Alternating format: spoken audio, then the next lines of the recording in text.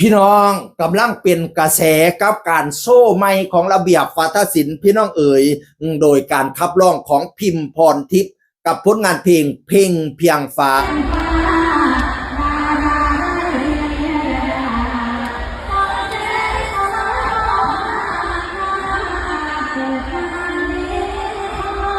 เพ่งเพียงฝ่าโอ้ยคนร้องน้ำหนาเวทีร้องน้ำแตกโคบพี่น้องเอ๋ยกำลังเป็นกระแสทั้งต่อได้ร้องกันดี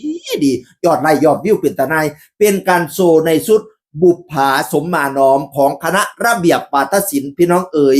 เป็นการโชว์เสียงของศิลปินคนใหม่ของระเบียบวาทศิลป์พิมพ์พรทิพย์ก่อนหน้านี้พิมพ์พรทิพย์เป็นนักศึกษาอยู่เรียนแล้วก็เคยไปประกวดหมอลำไอดอลเด้ตอนไปประกวดหมอลำไอดอลนี่ก็เป็นพ่อกับอีพ่อเอกเนาะเขาเห็นถ่ายรูปคู่กันกับอีพ่อเอกอยู่หลังจากจบแล้วก็มาอยู่กับระเบียบวาทศิลป์เสียงดีพี่น้องเลยล่ำได้สายหลายสังบาทล่ำพวนนี่ก็เสียงดีหมอลำไทยเลยล่ำแมงตะเตาก็เสียงดีล่ำพื้นสนิทประขนกิ้งลูกหยาบพี่น้องเอ่ยบัดนี้นี่ตอนนี้เรามาโซ่เพ่งเพียงฟ้าบุปผาสมมาน้อมเสียงนี่ทูสุดยอดคนหน้าเวทีจักมามันเป็นกระแสว่าเป็นกระแสวัยรุ่นหน้าเวทีร้องล่ำเล่าได้แตกโค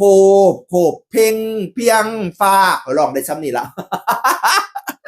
เสียงเล่าดีอีหลีพี่น้องเอ๋ยหลายคนก็มาบอกว่าอุ้ยคือเสียงดีแท้ร้องมวนก็ต้นฉบับอีกปาดฝึกอีกหน่อยนึงก็สิได้คือต้นฉบับเด้อพระสันว่านั่นน่ะสุดยอดพระสันว่าวันนี้นี่อันพิธีกรแมกปากบานก็เลยมาถามอันว่าเพลงนี่เป็นเพลงผู้ใดเราก็บอกว่าเล่านี่ล่ะเป็นต้นฉบับลังเทียเราก็จนงงเป็นหยังคือมาเว้าจังซี่เพราะว่าเล่าเองคือต้นฉบับพี่น้องเอ๋ยเป็นเพลงลิขสิทธิ์ของมมส.พนาวาอาจารย์คือเป็นศิลปะนิพนธ์วิทยานิพนธ์อย่างตอนที่เพิ่นสิจบกันนั่นติร้องเพลงเพียงฟ้านี่เราก็เลยมาโซ่ในอันการโซ่ของระเบียบวาทศิลป์ซุ่มเจ้าไปเปิดเบิ่งในต่อเดินเลนออกมารวยพี่น้องเอ๋ยโดยผลงานของพิมพ์พรทิพย์เป็นศิลปินที่มีคุณภาพเสียงดีมากๆอีหลีหันเสียงบ่ดีพอแล้วบ่ต้องตาตั้งแต่สมัยไปหมอลำไอดอลดอก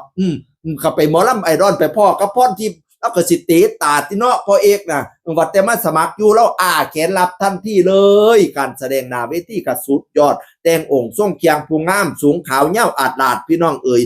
แล้วก็หุ่นดีหุ่นจังสิล่ะใส่สุดหมอลำงามเป็นตาหนายให้เจ้าปังให้เจ้าดังๆเด้ออีหล่าเอ๋ยเป็นศิลปินที่มีความสามารถเราก็อยากสนับสนุนเนาะนั่นละเพราะว่าแล้วน้องเราก็เผยแพร่ศิลปะวัฒนธรรมทั้งอีสานได้หลายรูปแบบเพราะว่าสิเป็นล่ำพวนล่ำไทยเลยล่ำพื้นล่ำอะไรต่างๆเพลงบวงสรวงเพลงถวายสดุดีต่างๆแล้วก็สุดยอดขอให้ปังๆขอให้ดังๆนะมาอะไรเยอะๆนะน้องพรทิพย์นะเสียนะ